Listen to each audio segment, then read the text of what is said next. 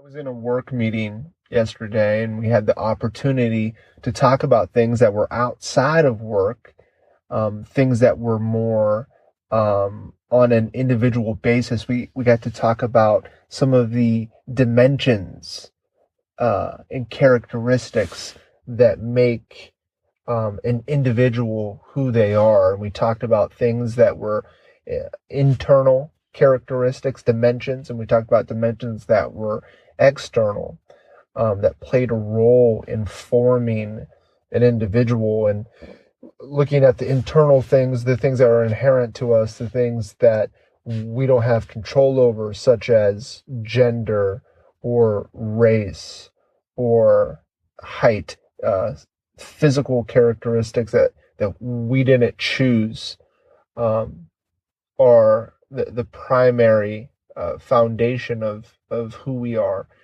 Whereas secondarily, but not any less important, the external dimension of who we are, things that we have a little bit more control over, and at times it doesn't seem like it, but they are variables that are changeable, things such as education or where you're located, or even how the language of where you're located, how that's dictated, where you're at, and how you move across time. These dimensions kind of made me think of nature versus nurture. In psychology, there's a debate of which one creates a person, and I think we've kind of come to a consensus of we may never have the full answer, but it's definitely a mix between the two.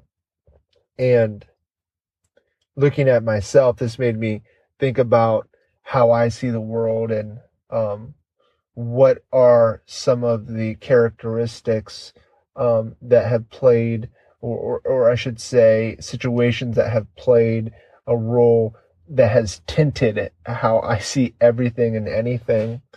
And to me, I think back to being born into a Christian family where my grandfather was a pastor for 30 years. And by the time I was born, he had founded and started a church for about 10 years. And I grew up in that church. And the congregation in that church was half of my relatives, and then the other half of the church were people that I would encounter 3 to 4 days a week, right? So I'd go to church twice on Sunday, on Wednesday, and probably somewhere sprinkled in between for a service project or what have you throughout the week. And I would come across the congregation frequently, being my actual blood family, and then my church family, being around people that had been around me since I was born and watched me grow up. I had such a great connection with all of them. And in the meanwhile, this side of my family was on my mom's side, which my mom's white, my dad's black, and it made me, reflecting back on it, understanding and never doubting that I was connected to these people. Even though my cousins had blonde hair, blue eyes, we shared the same family tree. If my grandpa wasn't their grandpa, my grandpa was probably their uncle. And if their grandma wasn't my grandma, their grandma was probably my aunt. And both of our great grandpa, or I should say great grandparents, were in the first row of the church listening to my grandpa. So I could physically see where we were connected, um, even though we looked different from each other. And to me, growing up non-denominational evangelical Christian, with this idea that we all share the same source, also trickled over to my church family. Even though I wasn't related to them as relatives, even though we didn't share the quote unquote same blood, figuratively, I understood that I was connected to them because we both share, um, we are both shareholders of the divine. And to me, that idea could go either way. You could take it, um, the uh, the fundamentalist view of taking it from a literal sense, taking it into creationism, or you can look at it for what it is and understand that we do have a source.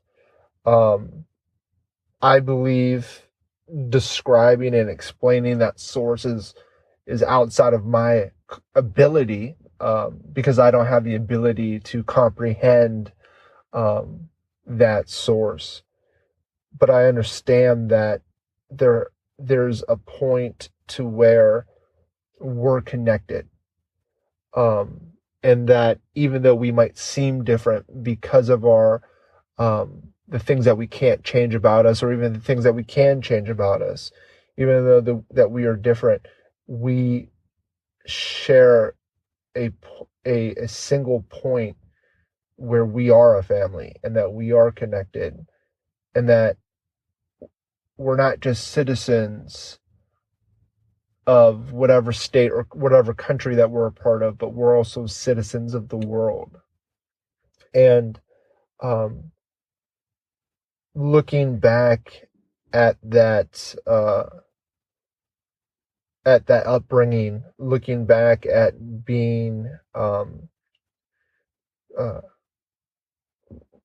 part of one of a few black people in the congregation, but yet deeply connected to everyone, has spilled out over into how I see the world, how I see other people, um, and extending the benefit of the doubt, because I know that they are my neighbor, they are my family, and I know that we are connected. And I just hope as we round out 2020, um,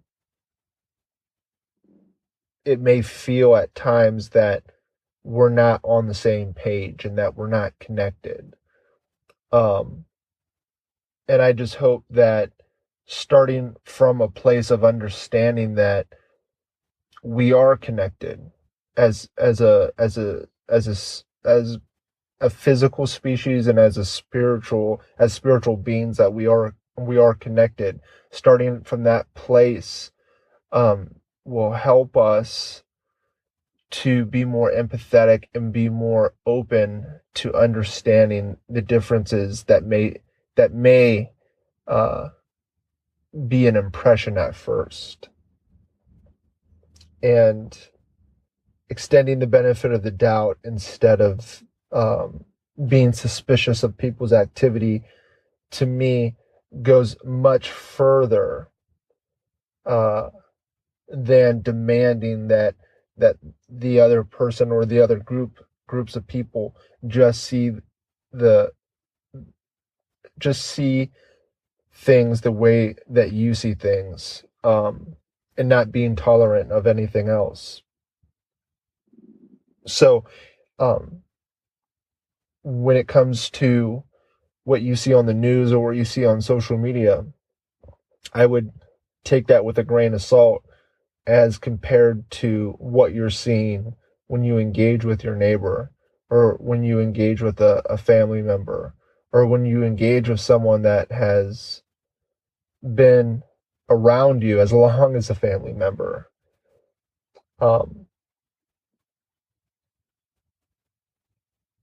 I would take those interactions with a lot more weight than the um,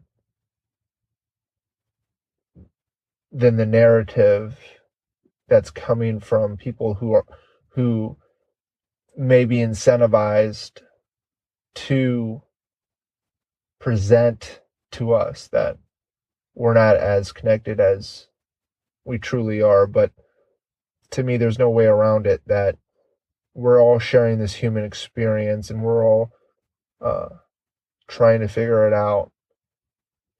And both physically and figuratively, we are connected. And that connection can transcend the arguments and disagreements that we have about how we can get towards a better place. And starting from that place, to me, is much more productive than hoping and trying to convince others that we're right and that they're wrong. So, with that, thank you so much for your time. Thank you for your attention. I hope that you're holding up. I hope that you're healthy. I hope that you're staying sane. And until next week, much love.